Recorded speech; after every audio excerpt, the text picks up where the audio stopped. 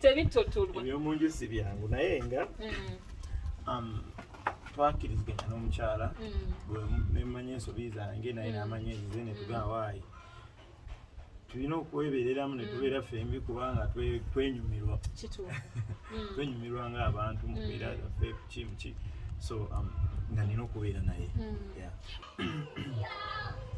actually saawulira bulungi nnyo naye era saawulira bubi nnyo because nali njagala issue ye gye yali araisingi nti ndi mwenzi ensi yonna egimanyi ekitegeera so that amanye nti wadde mwetondera maaso g'ensi yonna nti njagala ye ekitegeera it was kind of proof nti munnayonyayi okola ki ategeera nze mu Uganda yonna era awo wenyini naye yali nsonga nkulu kubanga yali afiiridde nnyo mu ggala wallahi ekyo kituufu era ayajuvumeni bonna balina abakyala mukyala muteekeyooko muvimbiseemuuko ategeere nti waayi ebyo byennyini bye ngamba nga promota sajja tulina ebirooto byaffe bingi tetuyagala okuzimba twagala okuvuga emmotoka ez'ebbeeyi twagala ki naye ekirooto ky'abakazi kisinga kufumbirwa nakufuna muntu amwagala kitegeera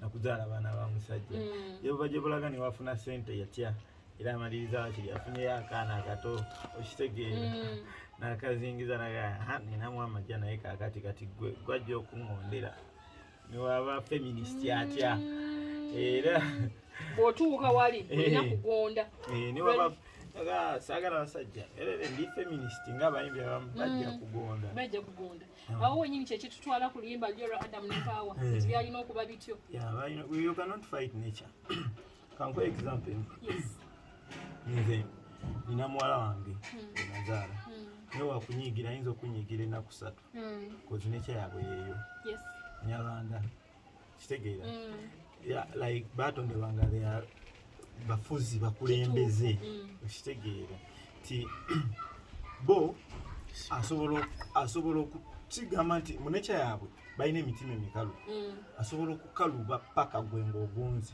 gwe bagusingako kugugwo so paka woketondera nogaa naye mwana sorry baby noleeta ebirabo nga naye akusinzeeko okunyiiga so nga bolaba kapa ti kapa mu nature yayo yatondebwanga eva mu famire y'abalangira kapa etambula mpola kapa eba nnyonjo kapa terina mukama waayo yeye mukama wo gwe nannyiniyo so ne bwogenda n'obula omulala ajja gwegenda naye ekitali ku mbwa okitegeera so embwa yo servant nti mu nature yayo Katonda yagitonda nga erina kusavinga abantu that's why embwa bojja eboggola nekulaga nti mukama wange azze okitegeera nogigamba nejja embwa kizibu osanga embwa mbu ezze gwagiragira show naye kapa oyinza ogigamba show okitegeera so kati bwetyo nature bwetyo bwekola ki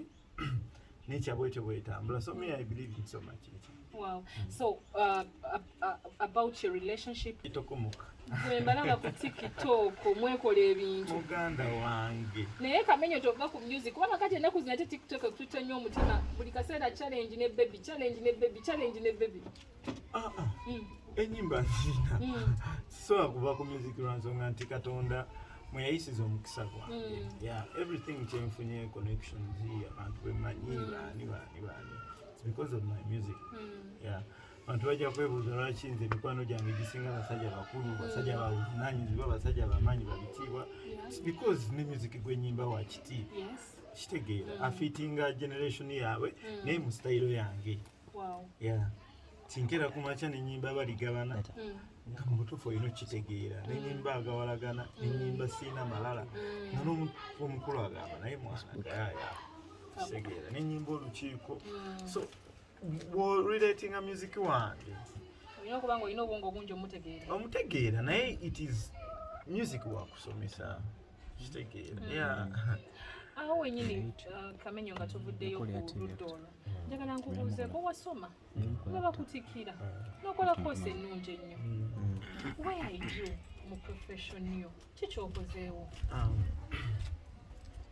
nze by the way kyasinza okunsomesa nina story yange nali nkyali muto lyaffe eyo batubaka ettaka lyaffe kati mukubba ettaka lyaffe mwalimu akayumba kaffe yanenyingira ku street life kitegeera so abantu baali bamaanyi nnyo nga tetubasobola bebamanyi bamateeka bebamanyi biki so nempulira nga injustice ey'amaanyi nnyo ku bulamu bwange so neŋŋamba how can I fight that kuba mama wange yabonaabona nnyo kitegeera how can I fight that kansome kitegeera nensoma nnyo nsobole omanya amateeka manye nwanyisa ntya abo beefuula nti baki kubanga bo bajja mugende mulabe balooya naye nga eviction notice zonna bazitaddewo so nempulira ennaku that's why nasoma amateeka naye sigamba nti nali mbu gaagala nnyo singa okuyimba so whenever I will see injustice nga eri ku muntu yenna I will be available But right now you don't have an advocate you're working for? I don't have an advocate. But nina knowledge yange mutwe. Ruling our leaders. It's hard to rule leaders. And ebiseera ebisinga people abantu abasinga balowooza nti leadership is all about fame. Because na fame nyingi then nina okubeera leader kitegeera because I influence a lot of people that means I'm a leader because nina fame so bagamba bannaye umasijagala which is wrong. Leadership is a skill kitegeera so abantu abayimbi abamu they think they are so big to be under a certain management y'abayimbi bannaabwe that ego kitegeera bayinamu egeyo. So that makes be hard. Because you cannot rule people. Bemutakwatagana. Nti agala kulembera bana abantu naye mbutuufu tebakwatagana nange because everyone wants to be the leader. It is like an hierarchy. Ti omuntu abeera leader wa umma kiba kiteeberezeka nti muyimbi asinga okubeera wakabi. That's what they want to put in the people's mind. Yet ti umma ekyagikozesa kutuukiriza bintu by'abayimbi they are bargaining power nti omuyimbi abeere nga like afuna benefits nga tabbibwa because there are some people who have been stealing the music industry way back ekitegeere nti katukangambe zino CRBT Cola Tunes nti omuyimbi abadde nga afunako 10% nga 60% egenda mu MTN ba Airtel gundi 30% negenda mu collecting society oba dimaka wachi mimbi nafuna 10% nenga tebafaayo nanyiniro yimba because bali babasinga abagezi ne bagamba manyi make it by law ne bafuna basainingawo ne bakikola kitegeera so that's is the goals ezimukuma it is very bad omuntu nga ibenera go kumulabanga talina buyambi saawa eno nga all we can say is sorry Katonda ali tusonyiwa kitegeera teri lawyer gwe olabye aveeri najja nagamba naye munyambe mpondere njagala kola bwenti lawyer n'avaayo ku TV buli wamu tebiriyo naye olowooza tebalwala tebafuna bizibu but because they are organized they are organized as them kitegeera so ensonga lwaki naffe kitwagala tukole mu bayimbi because this is a very working hand in hand naye omanyi omulimu abalina emitima emikakanyavu so abamu tebamanyi they are unaware musicians don't want to know agala abere mu ndongo akere ku makyazo kesaawa 9 agende mu studio ave mu studio they don't want to know kitegeera tebagala nnyo staff na social life yengeri better ngenze n'enkima akakadde bubiri bumala nguze motoka nawe mbeera walungi that is enough but what I want to tell them that's not enough that's not worth it well insi ezimu like Nigeria nga GDP yabwe music eddirira oil.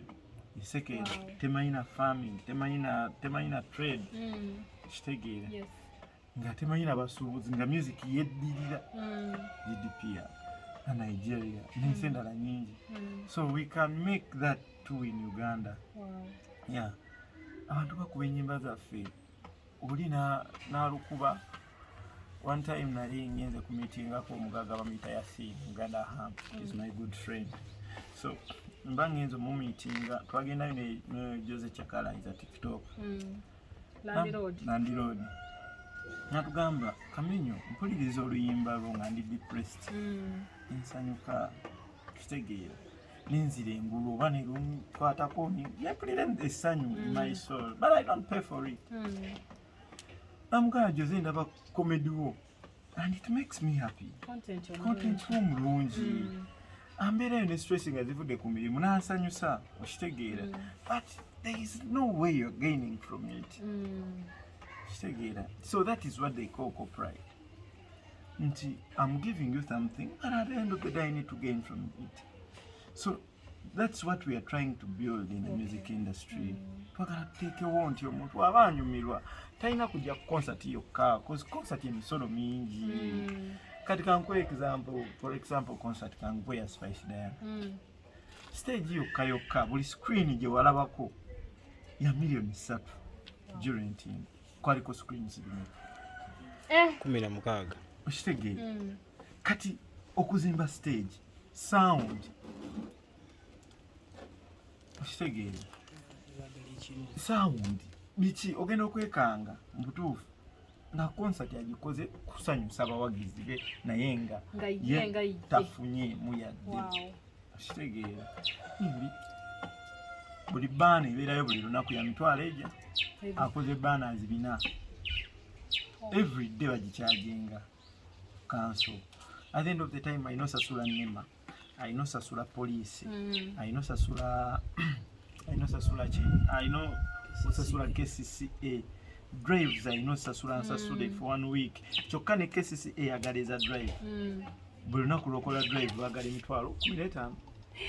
Buli lunaku 15 drive mukitegeeza oba drive 5 posta buli lunaku bajagalako 5 buli posta emu bweti we account for it okitegeera.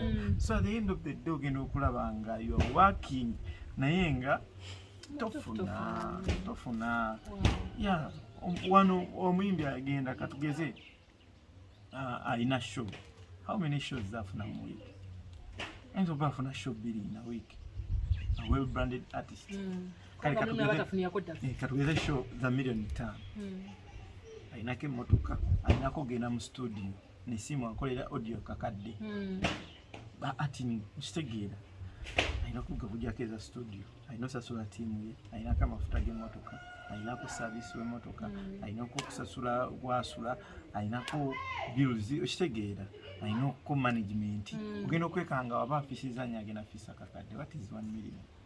Aina okwambala kaina okukitegeera. So to create more money twa ensonga yatukozesa umma, so that we musicians we are the image of the country. Yes.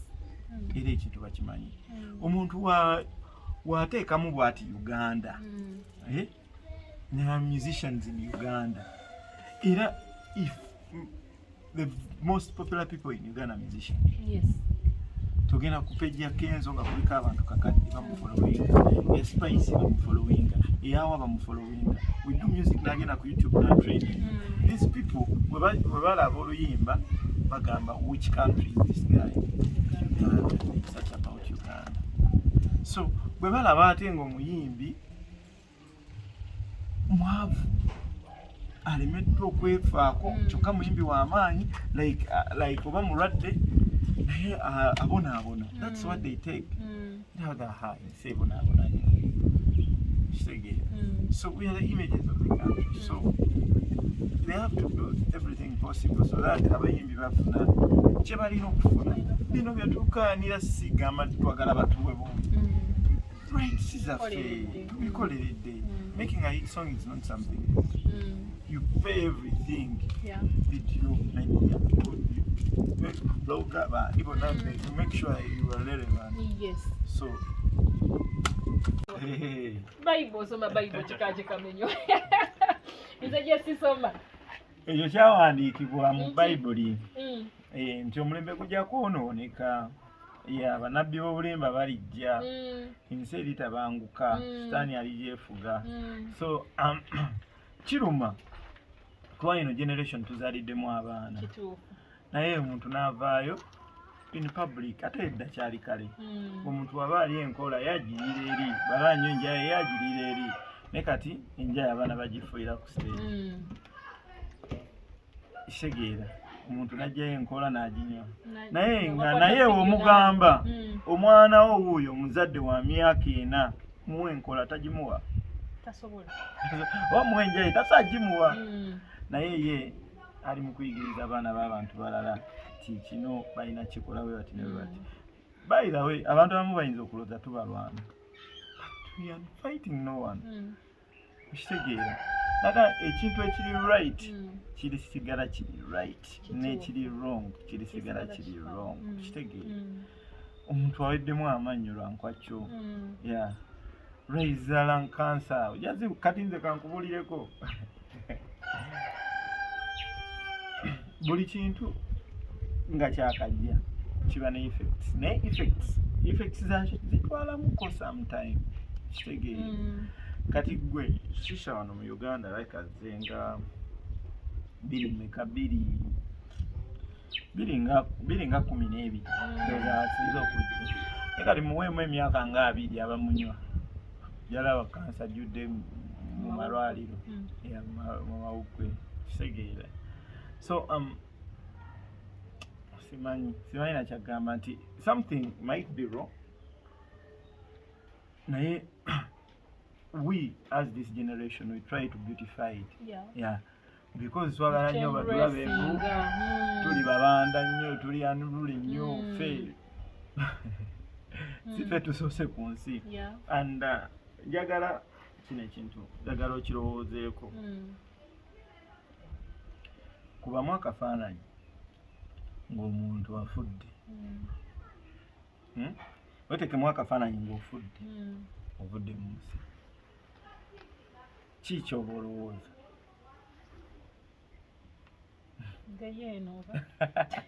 omuliro oba okugenda ewa Katonda ku bibiri weekubemu akafaananyi mu butuufu ki kyolowooza ng'omungu like ofudde kibuuzo nno kizibu balowooza kudda abamu balowooza ku baana babwe balese emabega abalala balowooza egeyenene beetya abalala ngenda mu ggulu oba kale ku nsi ki kyoba olowooza famire olowooza famire olowooza ebirowoozo bye walina mu mutwe n'otabiwaayo yandikyusizza abantu abamu olowooza ebintu bye walina okukola n'otabikola mugakale if I should get another chance n'ekikola I would do this.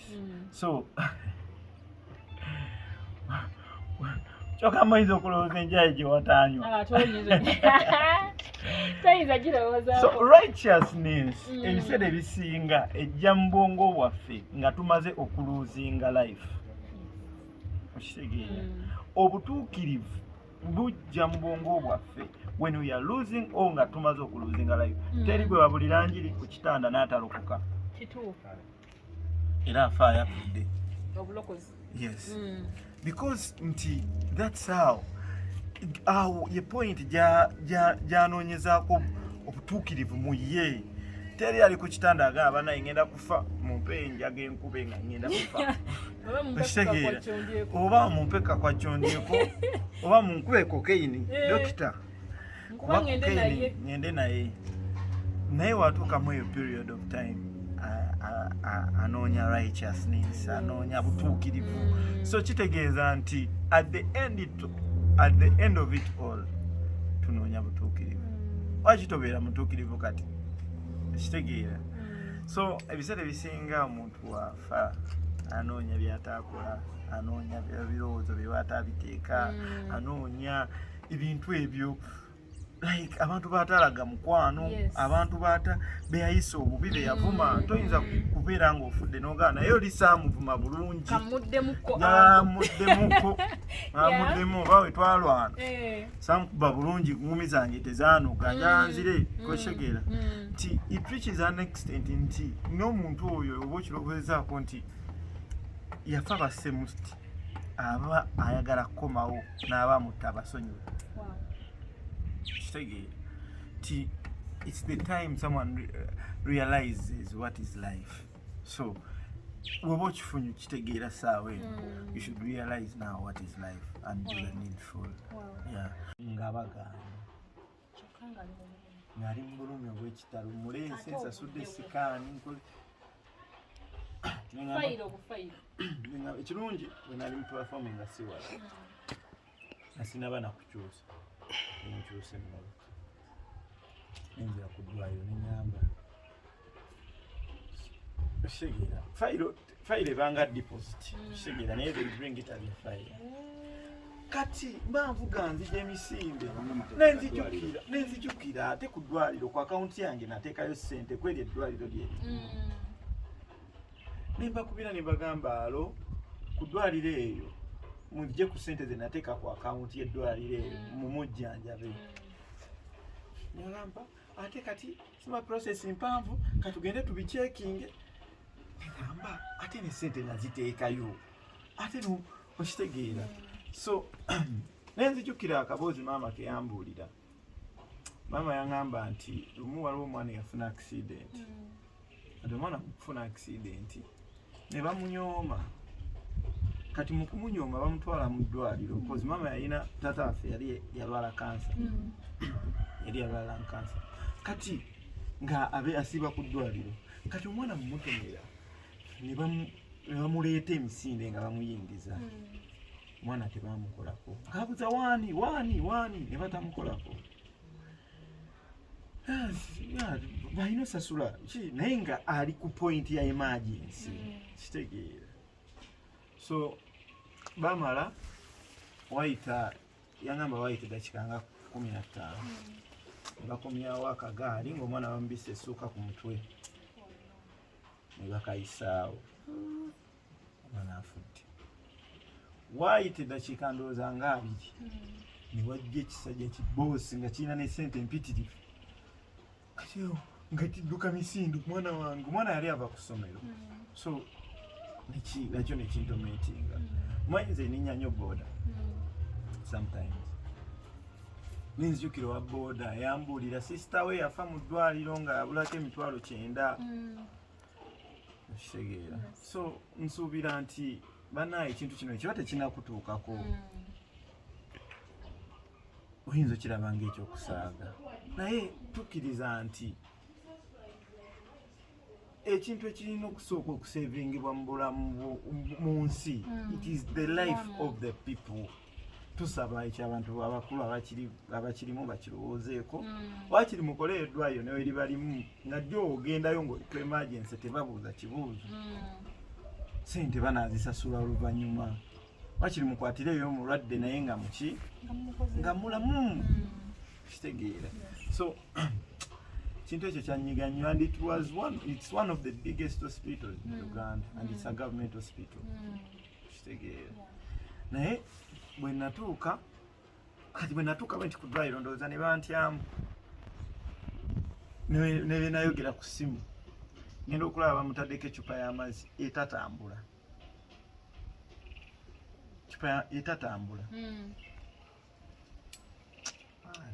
kati olwo bwe nzija ne bagamba ki ekigenda maaso ngenda otuuna ku cupa bamutaddeko y'amazzi tetambula kitegeera ali awo obulumi yenyoola obulumi bumutta so ekyo bakitunulemu mulanga kigoyinza okubira eri abasawo ne bananyini malwaliro anti abasawo bano bennyini bavayo ne beekalakasa ne bagamba tebafuna musaala gumala olowooza y'emu ku nsonga zino zennyini eziyinza okubeera nga bakola services nezitatuukanye na mulengo naye guba omusaala tegumala teri kigwana muntu kufa kituufu teri muntu adeservinga kufa okitegeere yes so bantu nabo kisobola okukeera ku macanga lunaku lwabo kitegeera. What goes around, omanyi bagamba the justice curve might take long to bend, but when it bends down low to justice. Kitegeera. So kino ekintu kya mu buntu tulina okumanya nti we are humans. Tudde leero ono enkyono bagaga bangi nnyo bali eyo naye nga baafana hurricane tebamanya gye yava nesaanyawo buli kimu. So we keep that in mind. Awo wenyini wenjagala okubuuliza olwaleero ebiragalalagala byeyongedde abavubuka bali mukozesa ebiragalalagala bafuuse ekirala. Abadde ayimbira miliyoni 5 n'agwa ng'ayimbira mitwalo 3 ate bamuggyako miliyoni 4 miliyoni 2 akola atya? Balina ekyuma ekipima abagudde kuba kati omuyimbi asobola okujja nga olaba abayimbi b'ennaku zino nga wiiki 2 akubamu awo kituni kye wiiki 2 n'atrendinga n'asala n'akka omulundi gumu nga wa 15 kati kyo bagenda kikolanga batya mukitegeera. So mu kugira okwangu kiringa bagamba batya Abaganda lubaale tabanja gy'ataawula, something like that. If you have done nothing to the music industry, why atoyagala gijjamu sente? Sense nga tolina kyogiyambye okitegeera. Teriyo nti oba gavumenti etegeka awadi bweziti eziwa abayimbi. Teriyo toba omuyimbi wa akivinga bwekiti bagenda muwa bwekiti. Ate nga abayimbi nkigamba abantu nti abayimbi basinga abasuubuzi okuyingiza sente mu ggwanga. Abasuubuzi batwala butwazi sente zaffe mu ggwanga. Ti agenda n'asuubula generator najja nga bagimuguziza miliyoni 2 n'agituna miliyoni 4 kitegeera n'asasulako omusolo gwa kakadde n'afunako akakadde naye ng'aba developinze market ya China muguziza generator kwa ye bayagikolera emitwalo 3 baana kitegeera. So nitibanga sente zaffe ate zidde eri n'ate ffe abayimbi tuyimba ne tugenda e Bulaaya ne tukomyawo eze Bulaaya wano, YouTube ne zikomyawo eza Bulaaya wano kitegeera. Seggwanga ne tulizimba GDPY kitegeera. So kyannaku nnyo nti ate mu kifo kyo supporting ekyo ate baagala ne sente zetufuna entono okukola vidiyo ennungi nazo zituggweko tubeere nga tetulina kye tukyasobola kukola kitegeera. So omulanga gwe guliwa eri ba promoters abo bageza okusima embeera eyo laba nti bagiggusa kati kankubulireko ekintu kimu ekiri music industry ya Uganda. Nzijukira lumu Uma yafunako miliyoni zaali 6. Uma zaali miliyoni 6 nga Uma abayimbi bonna kubanga mbu basindika sente zamayindi mu Uma basindika sente nga nyingi ate nezisukira ministry ya gender neziwa UNCC neziwa National Cultural Forum. Kati National Cultural Forum nezitematemamu ezimu nekwatako miliyoni 6 nezileta mu Uma naye nekifuuka ekizibu mu ggwanga lyonna miliyoni 6 era we yazireeta omukulu Lagadi ne bafuna kicheke kinene ennyo bwekiti kitegeera ne bakikuba ebifaananyi buli omu n'apostinga buli wamu.